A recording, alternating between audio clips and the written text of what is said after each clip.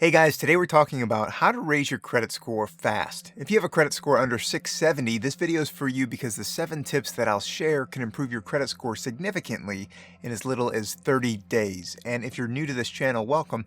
I'm Tim Fraticelli. I'm a certified financial planner and physical therapist. And today we're combining those two and giving you some exercises to rehab your credit score. So consider giving a little physical therapy to that like button, and don't forget to subscribe to the channel for more financial treatment videos like this. Now, let's dive in. If you have a low credit score, you're going to have a hard time getting lenders to extend credit to you. Not to mention the higher interest rates you'll have on your credit cards, your auto loans, and your home loans, but your credit report and history can also impact the terms of an apartment lease and even your job prospects. So cleaning up your credit now will make a huge impact on your financial life, and it could save you thousands of dollars down the road. So what makes up your credit score? There are 5 components of your credit score, and those are payment history, making up 35% of your score, amounts owed at 30%, length of credit history at 15%, new credit at 10%, and credit mix at 10% as well. I'll share some easy tips for improving each of these components, but here's the first thing that you need to do. Tip number 1 is to access your credit report for free from annualcreditreport.com. They're not a sponsor or anything like that. This is just the site that you go to if you want to access your credit report for free. Here's the thing, companies use your credit report to generate a credit score. You've probably heard of the FICO score before, but there are dozens of companies that use those 5 different components to compute a credit score ranging from 300 to 850. And typically anything over 700 is considered good, anything over 750 is excellent, and if your credit score is over 800, well, that's considered exceptional. Now, by law, you have the right to access your credit report for free from the 3 reporting agencies, Equifax, Experian, and TransUnion. You can access all 3 of these from annualcreditreport.com without paying a dime, so you can review and see the outstanding lines of credit that may be hurting some of those 5 components of what we know makes up your credit score. And if you come across a website that wants to charge you to access your free credit report and credit score, don't waste your time or money with that. It's really easy to access your credit report for free on annualcreditreport.com, and you get a free credit score from Credit Sesame, Credit Karma, Mint.com, or even Discover without paying $19.95. So there, I just saved you 20 bucks. That's gotta be worth at least giving this video a like, but we still have more work to do because after you get your free credit report, you wanna look for a few key items. The first thing is this, you wanna look at all of the credit available to you. Do you have very few lines of credit, or do you have a ton of small store credit cards just sitting out there that you forgot about, or maybe that you've maxed out because they promised you an immediate 20% discount on your shoes or socks when you open the card? And aside from not doing that again ever, realize that the amount of credit that you have available to you matters as well as the type of credit. So opening even the smallest amount of credit at a retail store, that's going to affect the average length of your credit history because you're adding new lines of credit. And it could also affect your credit utilization because of the amount of credit that's extended to you. So make note of these lines of credit on your credit report and don't open anymore. Just don't close them either, because closing them may have a negative impact on your credit score as well because the length of history component. So pay them off, cut them up, and don't use them, but it may be smart to keep them open to keep that credit history going on your credit report. The second thing you want to look for is late payments. Late payments are one of the worst things that you can do when it comes to your credit because they stay on your credit history for up to 7 years.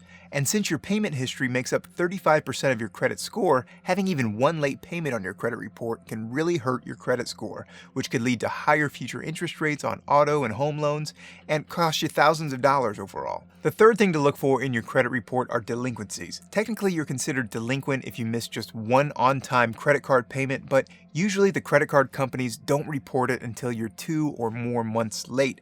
That said, if you're consistently late with your payments, and you can see this on your credit report, that's one of the first issues that you need to make by addressing and setting up an auto pay to pay off those minimum credit card balances a week before it's due. Or even better, try to pay it off in full throughout the month. And if you're having a problem with this, you really just need to stop using your credit card because it's hurting your credit score significantly, causing late fees as well. And honestly, you'd be better off just using the budget spreadsheet and the financial worksheets that I'll share with you in the description below. below. And the fourth thing to look for on your credit report is to look for any bankruptcies, maxed out lines of credit, or any foreclosures, even if you've never done any of these things before. That's because identity theft in the United States continues to rise, and if you don't monitor your credit, you could be in for a big surprise, especially if someone's maxed out one or more of your credit cards, stealing your identity. And sometimes people even notice a mistake in their credit report, so you can contest that with the company making the claim and request the removal of the mistake from your credit history. The point is, you won't know where you stand unless you look at your credit report, so that's the first place you need to go when repairing your credit. And just a quick note on late payments. A late payment that is recent will matter more than a late payment from 3 years ago. So if you have late payments that are 2 to 3 months old, prioritize those, because the faster you can resolve the recent late payments, the bigger impact and the faster your credit score can improve. Here's a little bonus tip before we get into the next tip, and that is to call the credit card companies to have them waive your recent late fees. If you noticed a one-time fee for a late payment because you were a few days past the payment due date, give the credit card company a call and just use a script that says something like, "Hi there, I noticed a late fee on my account and I'm calling to have it waived as a one-time courtesy, please."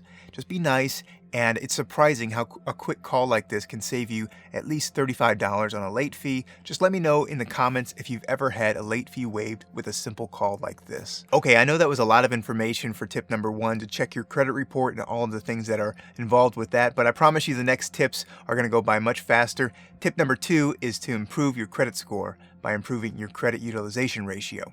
Your credit utilization makes up 30% of your credit score, and it's a measure of how much credit you're using divided by the total credit that's allotted to you. So let's say that you have 3 credit cards with $5,000 limits on each.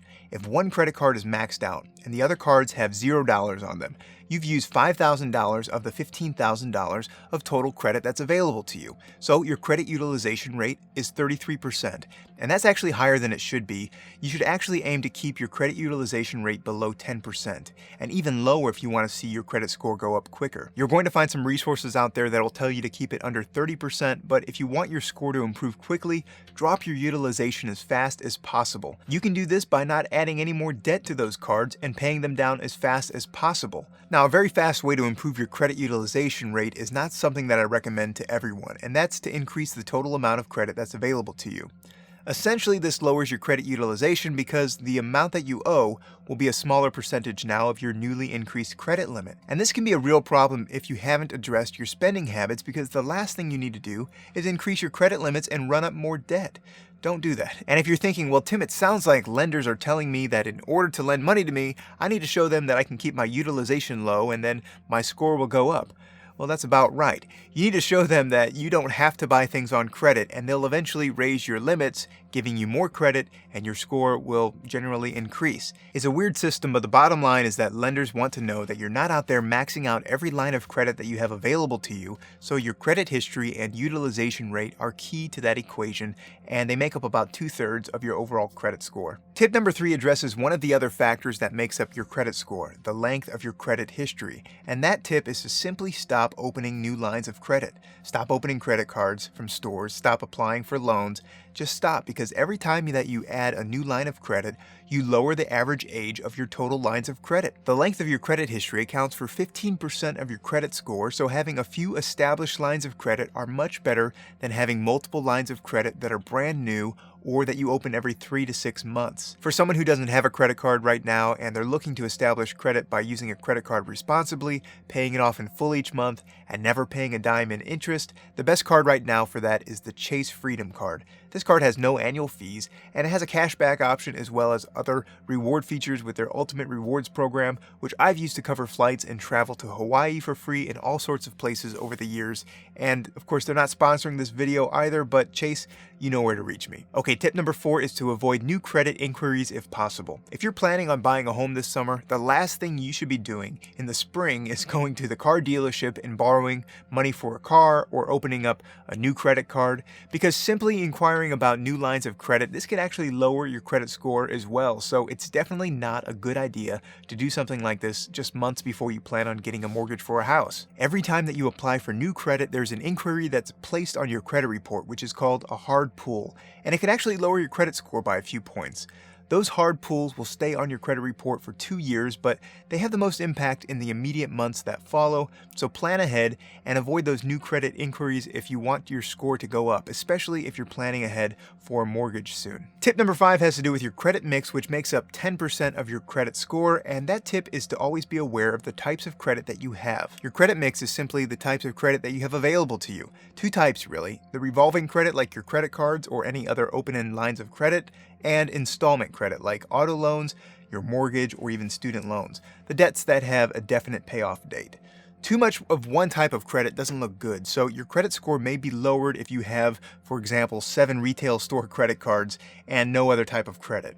It's a relatively small factor at 10%, but it is one way to improve your credit score by managing different types of credit and maintaining on-time payment history for each of them. Tip number 6 is to consider establishing a secured credit card. A secured credit card can actually be a helpful way to restore and or to establish your credit, and it works like this. You just go to a bank or a credit union and ask them if you can establish a secured credit card. They'll usually require you to deposit an amount of money of collateral up front, like $300 or $500, and then you'll have access to a line of credit of $500, sometimes even a little bit more. Then you can use the credit card to make regular payments, which will show on your credit report and demonstrate that you're a responsible person. Just be careful to ask about fees or charges for this type of credit, and it might even be a good idea to simply charge only one thing to this card, like groceries or gas, so that you're not tempted to use it for something that you really can't afford. Also, it keeps your credit utilization low, which you know by now should be your goal, to keep that around 10% if possible.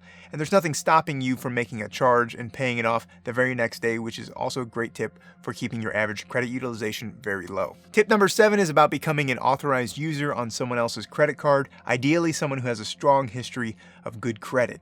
Usually only family members or spouses will even consider this, because it is a big risk to give someone else the ability to make purchases and to use the card as if it were their own. And even though you're not the primary account holder, being an authorized user means that you'll get access to your own credit card that's tied to this primary account holder, and the line of credit will start to show up on your credit history. And this can be great if they make on-time payments and you make on-time payments and they have a low credit utilization rate. But your credit score could actually worsen if the primary account holder misses payments or mismanages the account and manages it poorly. So it's not for everyone, but it's generally a pretty quick way to see a change in your credit score in about 30 to 40 days as that new account is added to your credit report. Okay, so there you have it, the 7 tips for improving your credit score quickly. And if you're interested in learning how to improve your finances and you want a glimpse into the free financial worksheets that I use to do this myself, take a look at them in the description below. Hey, thanks for watching. Don't forget to subscribe to the channel for more videos like this, and I'll see you in the next video.